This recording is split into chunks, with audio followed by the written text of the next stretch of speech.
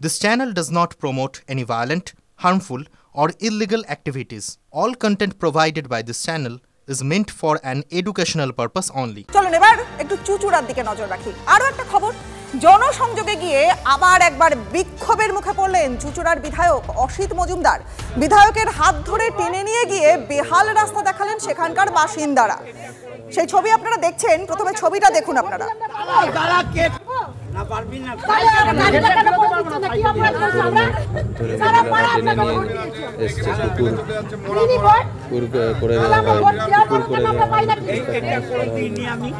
মালিক এখন বিজেপিকে ভোট দিলাম না, তারা কে করে দিয়েছে এটা আমি জানি না, কে করে দিয়েছে এমন করে।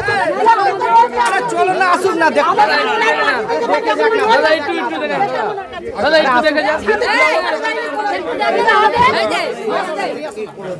এই দাঁড়া, করে দিয়েছে গেছিলেন তখন করে দিয়েছে, এখন দিন দাদা যায়নি, মাথা সাইডে দে দাদা, একটু দেখে দাদা, সব করে দিয়েছে দিদিরা দৌড়াচ্ছে, তবে তাদের কাছে যেই গলি যায়নি সেই গলি হয়নি। বিধায়ককে নিয়ে স্থানীয়দের বক্তব্য আপনারা দেখলেন, শুনলেন, এবং পাশাপাশি চলুন একবার আমাদের সহকর্মী আশিক ইনসানের সঙ্গে একবার কথা বলে নেওয়া যাক। আশিক, অসিত মজুমদারকে ঘিরে আগেও আমরা বিক্ষোভের ছবি দেখেছি এবং এই মুহূর্তে যা দেখলাম একেবারে বিধায়ককে হাত ধরে টেনে বেহাল রাস্তা দেখাচ্ছেন স্থানীয় বাসিন্দারা। তিনি কি বিড়ম্বনায়? একেবারেই দেখো, তিনি যেটা বলছেন যে তিনি বিড়ম্বনায় নন, তিনি বরঞ্চ তিনি জানতে এসছেন মানুষের যে অভিযোগ রয়েছে সেইগুলো জানতে এসেছেন, এবং সেই অভিযোগ জানতে এসে আমরা দেখেছিলাম যে গত 20 থেকে 24 নভেম্বর কোদালিয়া 1 ও 2 নম্বর পঞ্চায়েতেও তিনি বাসিন্দাদের ক্ষোভের মুখে পড়েছিলেন, এবং মাঝখানে বিরতির পর আজকে থেকে আবার তিনি এই জনসংযোগ শুরু করেছেন, এবং প্রথমেই গিয়েছেন হুগলি চুচুড়া পুরসভার 2 নম্বর ওয়ার্ডের পদ্ম পার্ক এলাকায় তিনি যখন যান, সেইখানে যারা মহিলা রয়েছেন, বাসিন্দা রয়েছেন, তারা ক্ষোভ দেখাতে থাকেন, এবং আমরা যেটা দেখতে পেলাম যে বিধায়ককে রীতিমতো হাত ধরে টেনে নিয়ে গিয়ে তারা দেখাচ্ছেন যে রাস্তার বেহাল দশা, নিকাশির বেহাল দশা, এবং বিশেষ করে তারা যেটা অভিযোগ করছেন যে স্থানীয় কাউন্সিলর রয়েছে সেখানকার, তিনি একেবারে আশিক তুমি সঙ্গে থাকো। এই মুহূর্তে আমরা যোগাযোগ করতে পেরেছি চুচুড়ার বিধায়ক অসিত মজুমদারের সঙ্গে। মিস্টার মজুমদার, আপনাকে টিভি9 বাংলায় স্বাগত। দেখুন, আমরা বেশ কিছু ছবি দেখছি এবং আগেও আমরা দেখেছি যে তৃণমূলের পরাজয়ের পর আপনি বিভিন্ন জায়গায় গেছেন, জনসংযোগ করেছেন, এবং তারপরে আপনাকে ঘিরে কিছু বিক্ষোভের ছবিও দেখা যাচ্ছে। কি বলবেন? ম্যাডাম, বিক্ষোভ নয় এগুলো। আচ্ছা, আমি তো জনসংযোগ করতে বেরিয়েছি এলাকায় মানুষের কি অভাব অভিযোগ সেটা জানার জন্যে। মানুষ অভাব অভিযোগ জানাচ্ছে, আমি অভাব অভিযোগ শুনছি, এটাকে বিক্ষোভ বলবেন না। এটা তো মানুষের কাছে আমি নিজেই যাচ্ছি তাদের কি অভাব অভিযোগ জানতে, এবং যে অভাব অভিযোগ জানছি আমি সেগুলো করে দেওয়ারও আপ্রাণ চেষ্টা করব। এটা বিক্ষোভ নয়, এটা মানুষের অনুরোধ আমাকে যে এইগুলো করুন। এটাকে বিক্ষোভ বলছেন কেন? দেখুন, বিরোধীরা কিন্তু অভিযোগ করছে যে যে জায়গাগুলোতে আপনাদের ভোট কম পেয়েছেন আপনারা, সেই জায়গাগুলোতে গিয়ে আপনারা এই অভাব অভিযোগগুলো দেখছেন, সে বিষয়ে কি বলবেন? ঠিকই বলেছেন, আমি 2 নম্বর ওয়ার্ডে আজকে ঘুরছি। 2 নম্বর ওয়ার্ডে আমি 100-র উপর ভোটে হেরেছি 10টা বুথে। অতএব কেন হারলাম? এত কাজ করার পর মমতা ব্যানার্জি এত উন্নয়ন, লক্ষ্মী ভান্ডার থেকে কন্যাশ্রী থেকে শিক্ষাশ্রী থেকে স্বাস্থ্যসাথী, কিছু তো বাদ দেননি মমতা ব্যানার্জি। তারপরেও কেন কম ভোট পেলাম সেটাই দেখার জন্যই তো বেরিয়েছি, এবং কেন কম ভোট পেয়েছি সেটা বুঝতে পারছি মানুষের অভাব অভিযোগ শুনে। সেগুলো করে দিলেই মিটে যাবে, সেগুলো নিশ্চয়ই করে দেবো। ঠিক আছে? অর্থাৎ বুঝতেই পারছি যে আপনি অভাব অভিযোগগুলো শুনছেন এবং সেগুলো দ্রুত সমাধানের চেষ্টায় আছেন। অনেক ধন্যবাদ আপনাকে।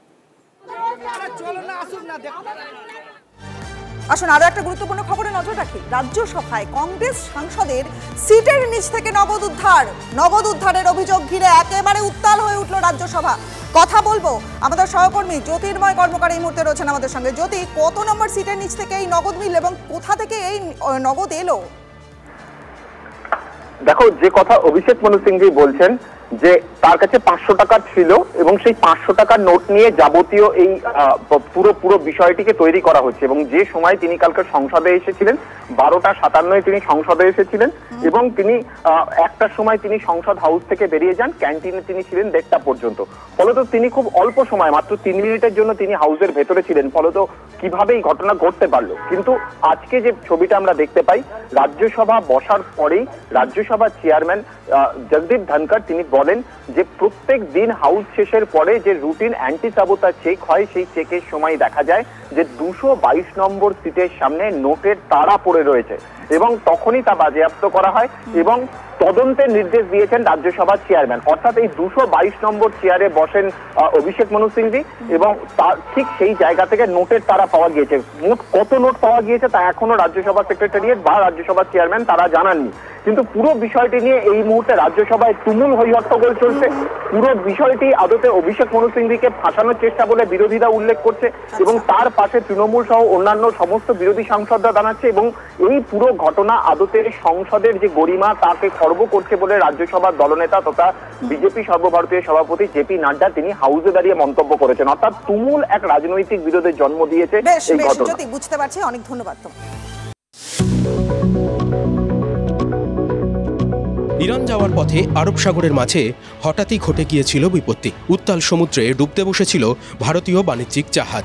সাহায্য চেয়ে বার্তা পাওয়ার পরেই ভারতীয় উপকূলরক্ষী বাহিনীর জাহাজ সার্থককে পাঠানো হয় উদ্ধার অভিযানে। ভারতীয় কোস্টগার্ডের পাশাপাশি খবর চায় পাকিস্তান মেরিটাইম সিকিউরিটি এজেন্সির কাছেও। উদ্ধারে সাহায্য করতে একটি বিমান পাঠায় পাকিস্তানের মেরিটাইম সিকিউরিটি এজেন্সি। ভারতীয় কোস্টগার্ডের বা পাকিস্তানের বিমান পৌঁছানোর আগেই আটকে পড়া 12 জন ডুবন্ত বাণিজ্যিক জাহাজটি থেকে বাইরে একটি নৌকায় ভেসে পড়েছিলেন। তারপর সেখান থেকেই সবাইকে উদ্ধার করা হয়। উদ্ধার অভিযানে পাকিস্তানের সাহায্যের কথা রীতিমতো বিবৃতি দিয়ে জানিয়েছে ভারতীয় কোস্টগার্ড। ভারত ও পাকিস্তানের যৌথ অভিযানকে এক মানবিক উদ্ধার অভিযান হিসেবে ব্যাখ্যা করেছে উপকূলরক্ষী বাহিনী। পিএমএসএও পাকিস্তানের বাহিনীও এক্স হ্যান্ডেলে বিবৃতি দিয়ে এই অভিযানের কথা জানিয়েছে। উপকূলরক্ষী বাহিনীর জাহাজেই উদ্ধার হওয়া 12 জনের শারীরিক পরীক্ষা হয়, পরে তাদের সুস্থ অবস্থায় পোরবন্দরে নিয়ে আসা হয়। Bureau report, TV9 Bangla.